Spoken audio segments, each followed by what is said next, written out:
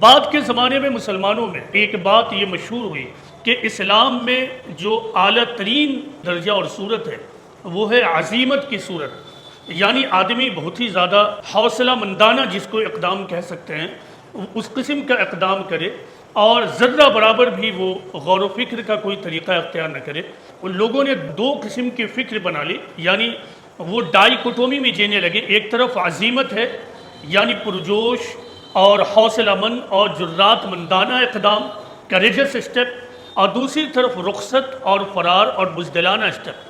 پیغمبر اسلام محمد صلی اللہ علیہ وسلم کی تعلیمات اور ٹیچنگز، دوسرے لفظوں میں اسلام کی ٹیچنگ سے یہ بتاتی ہیں کہ ایبسلیوٹ فارم میں نہ تو عزیمت کی کوئی اہمیت ہے اور نہ تو رخصت کوئی چیز ہے۔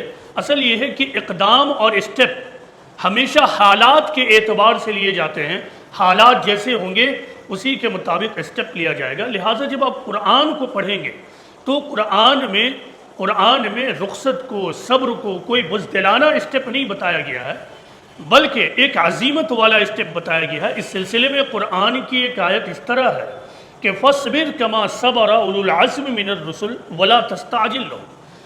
اللہ تعالیٰ نے پیغمبر اسلام کو یہ حکم دیتے ہوئے اور نصیحت کرتے ہوئے کہا کہ صبر کرو، جس طرح اولو العزم یعنی بہادر ترین پیغمبروں نے صبر کیا۔ وَلَا تَسْتَعْجِلْ لَهُمْ، اور معاملات میں جلد بازی کا طریقہ اختیار مت کرو۔